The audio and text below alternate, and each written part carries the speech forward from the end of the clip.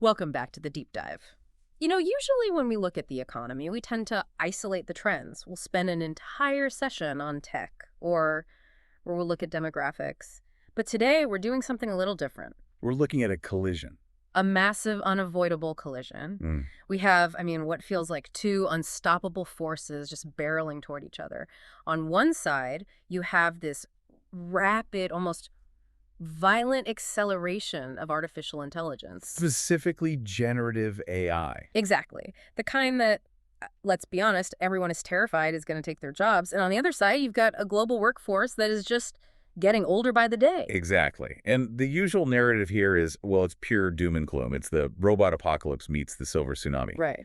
The common wisdom is that these two forces are like matter and antimatter, that if you put them together, they just explode. The too old to click narrative. The idea that if you're over, say, 50, you're basically digital dust. Precisely. But the source material we're walking through today, it's a presentation deck called AI Meets Experience. It flips that whole script. I guess so.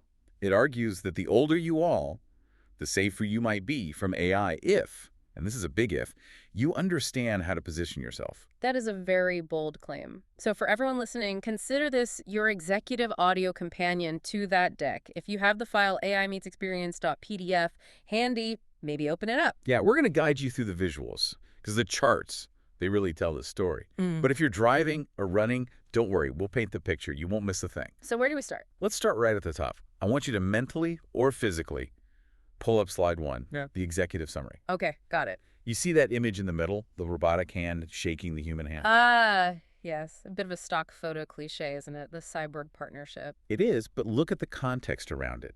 The deck calls this the experience delta. The whole premise is that AI provides the speed, the raw processing power, but experience provides the direction. And the text on the left, under the challenge, it lays out a paradox. It does. On one hand, this technological collision, AI threatens to automate 30% of jobs by 2030. That creates, a lot of fear. But then you look at the right side, we have this massive talent shortage because the population is aging. And here's a number that just jumped out at me.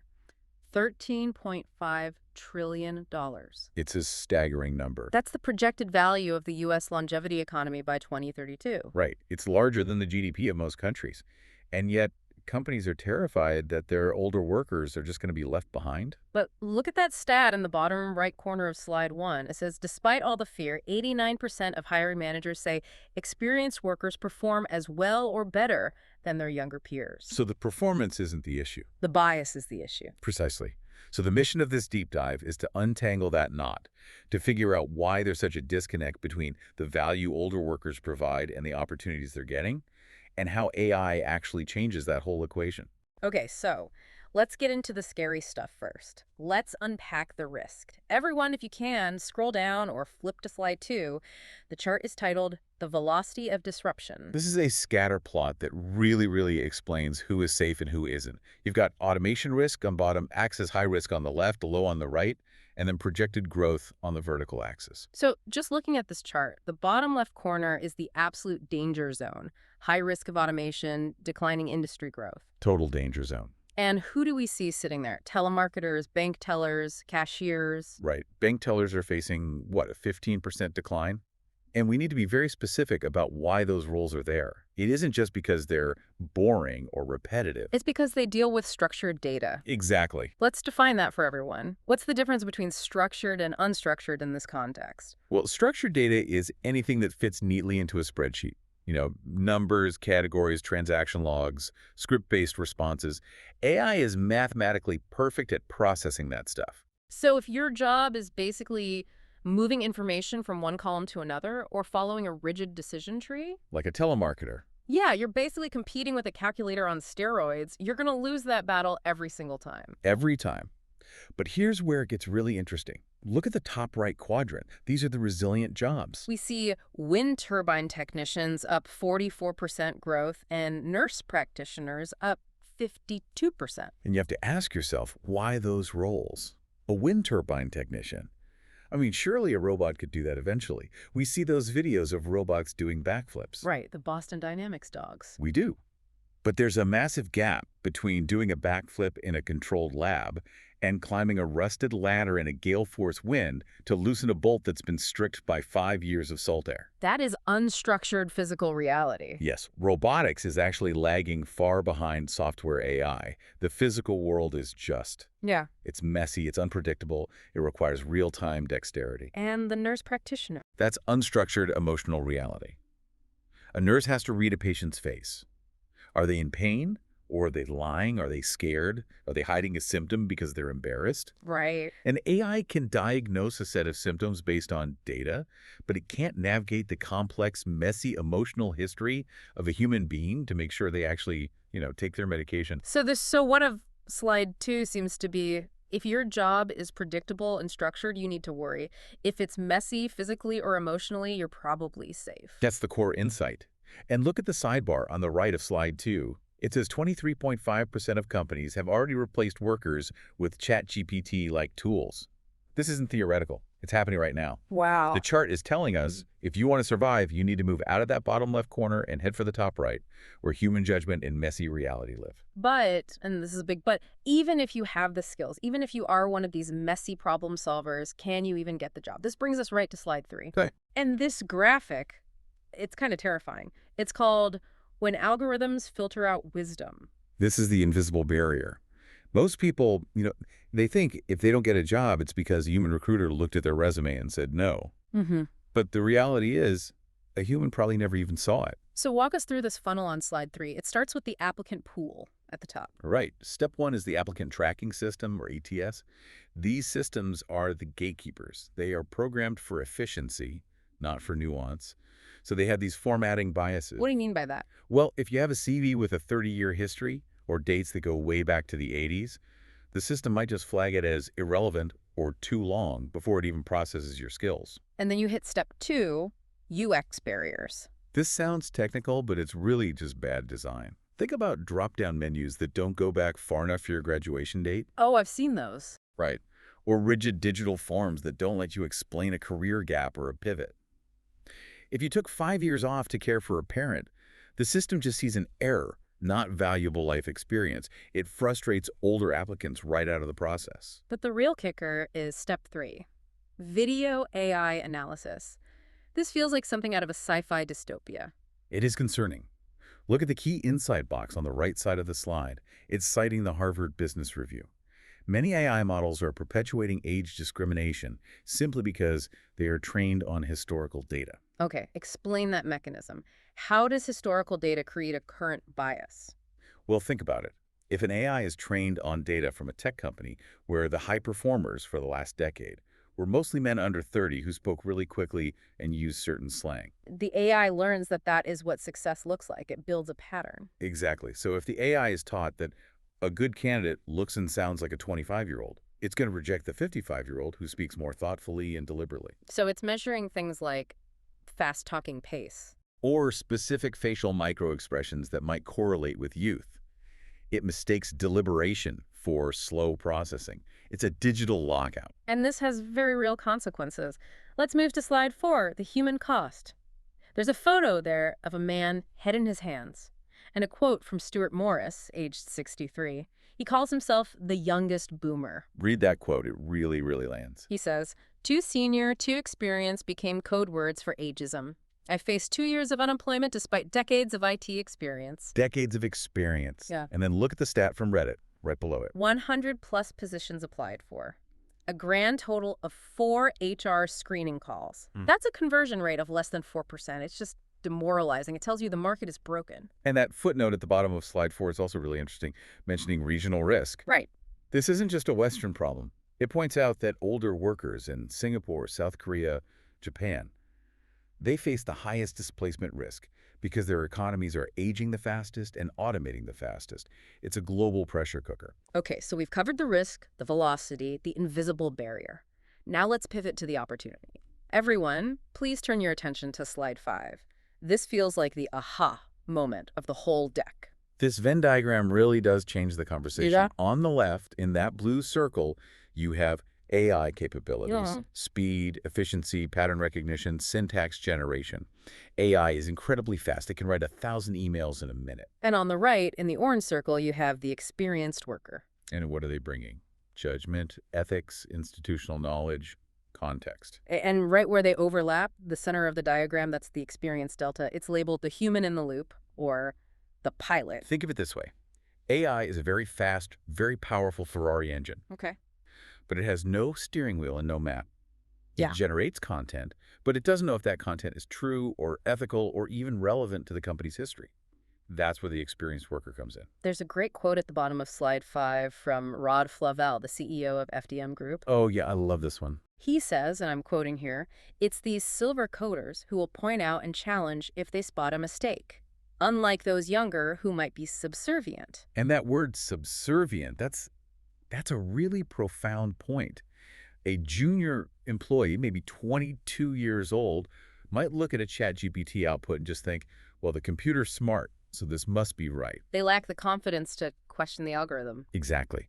But a veteran with 20 years of experience will look at it and say, that looks plausible, but it violates our compliance standards and completely misses the client's core objective. The veteran has the confidence to challenge the machine. So the argument is that AI actually increases the value of experience It has to. because you need someone to check the work. Exactly. Syntax is cheap. Judgment is expensive. The more content AI generates, the more valuable the editor becomes. Let's see what this looks like in the real world. If you jump ahead to slide 7, it's titled The Blue Collar Renaissance. I want to touch on this because it just reinforces that point about the physical world. The quote here is from Kyle Trussler, a heat pump installer. He says, "You can't get AI to install a heat pump or fix a boiler at 2 in the morning. You need skilled, hands-on engineers for that." It's funny, but he's absolutely right. We spent decades telling kids, learn to code, get out of the trades. Now, generative AI threatens entry-level coding, but it can't touch a plumber or an electrician. And there's a note at the bottom from Jensen Huang, the CEO of NVIDIA. I mean, the guy selling the chips that power this whole revolution. And even he predicts a massive demand for electricians. Why? Because someone has to build the physical infrastructure, the data centers, the cooling systems that AI runs on. You can't code a power grid into existence. You can't. Physical dexterity plus unstructured problem solving. That equals job security. Okay, but what if you are a knowledge worker? What if you're not installing heat pumps? Let's go back one step to slide 6, Rise of the Silver Coder. This is so important because it proves you can teach an old dog new tricks and that the old dog might actually be better at the tricks. We have 2 stories here. First, Stuart Morris, the same guy we quoted earlier, who's unemployed for 2 years. He didn't give up. He enrolled in a returners program with FDM Group. He didn't just relearn his old job. He learned prompt engineering and AI ethics. Now he's a program manager at a global law firm. He combined his decades of management experience with this new tool. Exactly. Wait, prompt engineering? Why would a 63-year-old be good at that? Isn't that a super high-tech skill? Think about what a prompt actually is. It's language. To get a good result from an AI, you need a rich vocabulary. You need to be able to describe exactly what you want, setting constraints and context. So who has a better vocabulary and a deeper understanding of context? A 20-year-old or a 60-year-old with a lifetime of reading and speaking? It's the 60-year-old. They know how to articulate the nuance. Stuart Morris isn't competing with the AI. He's conducting it, like an orchestra. And then there's Malek Leben, 53 years old. He had a 12-year career break. Which is usually a resume killer. I mean, you're untouchable with a gap that big. But he retrained in AI to overcome what he called his imposter syndrome. Now he's a product manager at Marks & Spencer. And look at the sidebar labeled the premium. This is the data point that should motivate everyone listening right now. Acquiring AI skills can boost earnings by 23% and doubles an older candidate's interview chances. That is the ROI of learning. It signals to the employer, I have the wisdom of the past, but I speak the language of the future. Perfectly said. So we know what the individual needs to do. But what about the companies? They can't just sit back and hope this all happens. Let's look at slide 8, Strategic Roadmap, Redesigning Work. This slide uses a kind of temple structure to show how organizations need to build this. You have 2 main pillars. Okay, the left pillar is technological integration. That's the automating drudgery part. Right, using AI to get rid of the boring stuff so people can focus on the high-value work. But the right pillar is talent model redesign. This is all about flexibility. And the case study on the right mentions Mercedes-Benz and BMW. What did they do? Oh, this is fascinating. They actually reintroduce humans to work alongside cobots, collaborative robots. They found that full automation was just too rigid. They couldn't customize cars fast enough. They needed the human touch for the tricky bits. They did. It's a perfect example of that experience delta in a factory setting. And briefly, look at slide 9, the Talent Pool Consortium. It shows a circular flow between supply, demand, and a safety net. This addresses the fear of the gig economy. Older workers, they often want flexibility. They might want to work 3 days a week or on specific projects, but they need security. They need health care, their pension. Of course. So the model suggests that major companies form a consortium where workers can float between high-level projects at different companies, but keep their benefits within a shared ecosystem. So it allows companies to tap into alumni talent without full-time headcount costs. And it gives the worker the safety net they need. It turns gig work into agile expert work. That brings us to the toolkit. We promised actionable advice. Let's hit slide 10, actionable checklist. This is for the hiring managers and leaders who are listening. It's a rapid-fire list. Number 1, audit algorithms. You have to check your AI tools. Ask your vendors, does this filter out graduation dates before 1990? If they can't answer, you have a liability. Number 2, blind recruitment. Remove age signals like date of birth from the initial screen. Focus purely on skills. And number 3 is reverse mentoring.